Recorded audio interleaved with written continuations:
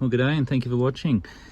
Here are my basil, which is coming up really nicely. When you grow basil from seed, which is what I do, always good to use a spray can to spray them, or put the water in underneath and let it draw it up. If you water the basil, it'll move the seeds and break all the little fine roots off it.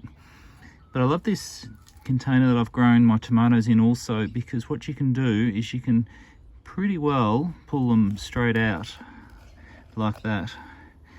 And see, that's a good one there. So what I'm going to do is I'm going to deep root pot it in these containers here. So I'm going to pot it down about that deep.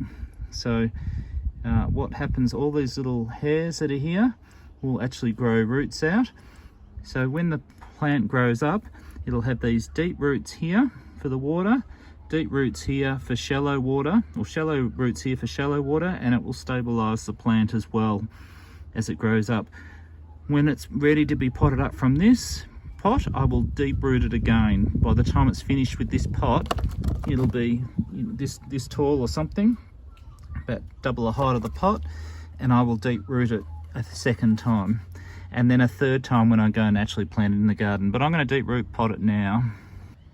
Alright, so there it is in the pot. I'm just going to get some dirt, put it in, and you can see when I've finished,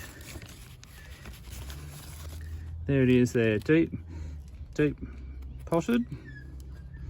And as it grows up, I can actually put some more dirt on top of that as it grows up. And I'll put it in this tray with the other ones, make sure it's got a good amount of water. And you can see some of these, this one's grown quite long, so does actually go right down to the bottom of the pot, so that'll grow roots out quite quickly, that one.